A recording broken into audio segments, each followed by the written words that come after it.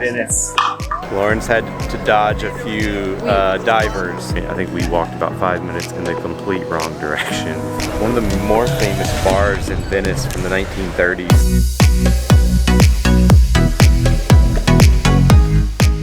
So we just got off our last train in Italy, which is kind of sad because the trains are nice. Yeah. But that means we have arrived in Venice!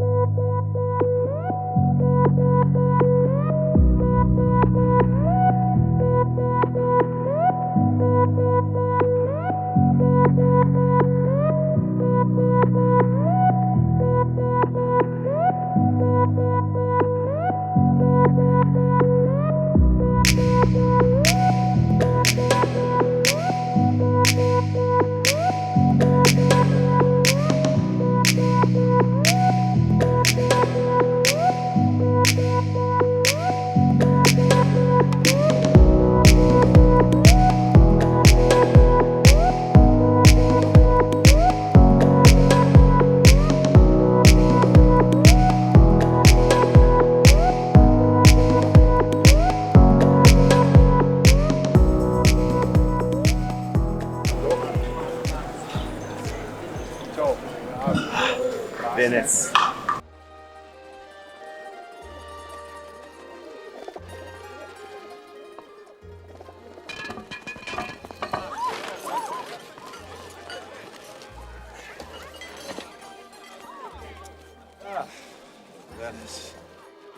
We just got to Venice and went to our hotel, and then there's this little pasta to go place called Dal Moros right like 2 minutes from our hotel.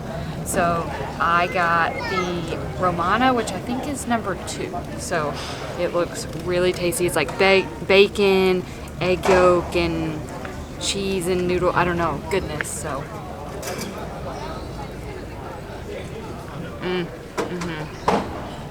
It's really good. And I got the Genoese, which I think is like a pesto. It's basil-based sauce with chicken.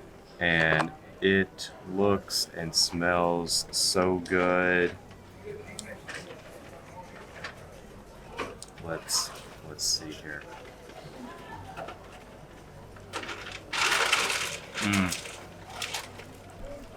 So we went and got gelato at Gelateria Suso. And it's melting quickly. Yes, but I got tiramisu and cheesecake, and it is delicious. I got Suso, which their namesake gelato, which is like a toffee caramel, and then I got Noche Fiki, which I think is like a hazelnut and fig. Regardless, it's really good. And it's melting quickly. Suso.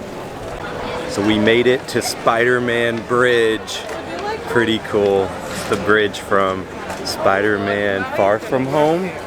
Pretty sure that's what it's known for. What it's most known for.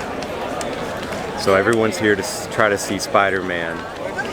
At least that's why I'm here, right? Right. No, you don't.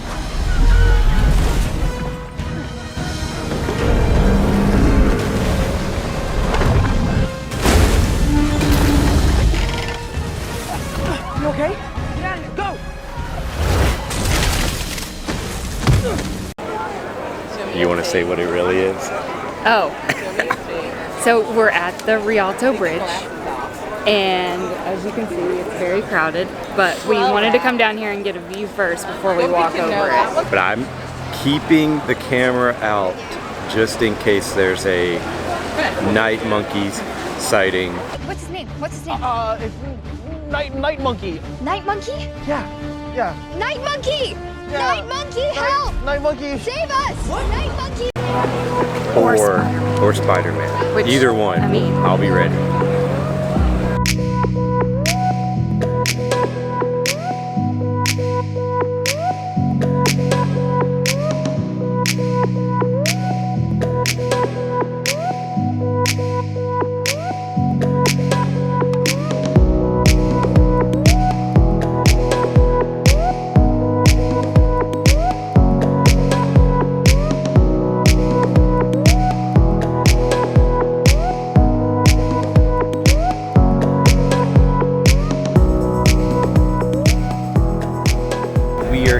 iconic St. Mark's Square. It's midday, and I honestly expected it to be a little busier. Yeah. It is. There's probably an equal ratio of birds to humans. Yes. And they will come right at you. One almost hit me. Lauren's had to dodge a few divers. We went from dodging cars to dodging birds. Yes. If you can dodge a wrench, you can dodge a ball. What?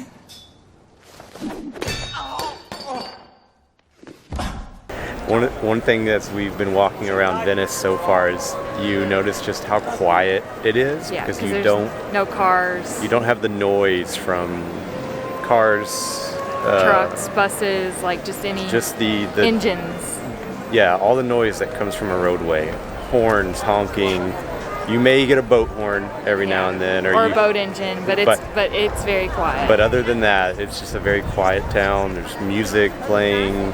So far, it just feels very relaxed, and yes. that's what we're looking for. We're happy I think we're very happy we are ending here in Venice.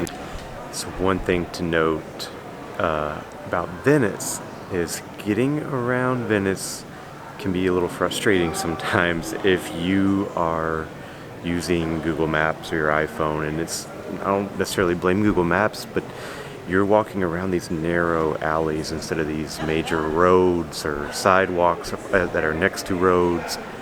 And these alleyways can be short and hidden, and you can miss them, and it's hard for your GPS to know which alley you're in, because the alleys are not that far apart, but one goes somewhere completely different, or one does not have access to another, or to get over a canal, or one does and one doesn't. So give yourself a little bit of grace when you're navigating with Google Maps around here, because it can be frustrating. We have missed many turns, missed many of our alleys that we just walked right by, and at one point I think we walked about 5 minutes in the complete wrong direction before realizing we had gone the wrong way. So just keep that in note when you're trying to get around. We just popped into Harry's Bar here right on the Grand Canal, and it's one of the more famous bars in Venice from the 1930s. It was Ernest Hemingway's favorite bar, where he used to always go. And when you walk in, on the little menu card they give you, it says, "Please do not take any photos or videos to protect the privacy of our patrons, clientele." And apparently it's frequented by many celebrities. George Clooney, Truman Capote was another. So lots, Alfred Hitchcock. So apparently they used to and still are visited by a lot of celebrities. And Harry's Bar is credited for inventing the Bellini. Yes. So of course that's what we got. Yes, it was really good. Yes, it is on the more expensive side, so just know it's more of a special occasion type place, or like a once in a lifetime, gotta try this, check it off the bucket list. Yeah, and it is we were able to walk in and get a seat for table for two, but I believe starting at 7 they take reservations. Yeah. So if you are going and later in the day, I think they open at 5. I think it's 5, and so and that from 5 to 7 you can just walk in. So that was a fun little visit. We love speakeasies, and it's not a speakeasy, but it had a very speakeasy vibe to it. Seemed very. So obviously we don't have any photos or videos from the inside. You'll have to Google that to find what the inside looks like, or you can watch Stanley Tucci searching for Italy, because he visits Harry's Bar in the Venice episode.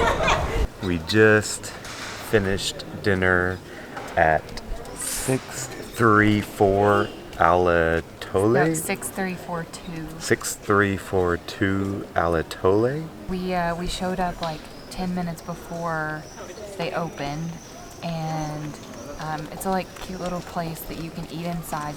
There's no outside sitting, but we showed up and got sat right away, right before they opened, and it's like a really cozy. It's very casual, but it's kind of like an upscale casual, if that makes sense. So it was, yeah, so that's how I would describe it, is it was very like cozy and fun. They had like cool lights and live music, and I mean, being from Nashville, I feel like I've definitely missed live music. It just brings a little more. I got, it was like a spaghetti lobster Which we were not which came recommended, and honestly, I don't know what I'm doing around lobster. But we also kind of faked my way through that meal. You know, when you think like lobster with spaghetti, you're thinking spaghetti with lobster pieces, but no, he got like a full on like lobster, like it was a whole like scene. And same thing, kind of, I got seafood pizza, and it had clams, mussels, and shrimp, and I thought, oh, it's gonna just be like little pieces of seafood. No, it was like full on, like in the shell. Like it was basically like I picked up the seafood and ate it, and then ate my cheese pizza, which was it was still fantastic. But like I think in the American way, you think one way, that you're just like, oh, this is how it's gonna be, and then it's just not. But in a totally good and surprising way. Yeah. So I think we're gonna end our day with some tiramisu. Yes, I think it's called Vitre Mercante, I think is how you say it. It's kind of like a little artisanal market. We've heard really good things about it. So yes. Pretty excited. We're so excited to try it, and we might even open up our rosé that we got from Tuscany a few days ago. So really excited to kind of just end the day. It's crazy that it's like 8:30 and it's still light out. Like it's the sun sets so late here, which is great. But yeah, so just gonna enjoy the rest of our night with some tiramisu and rosé.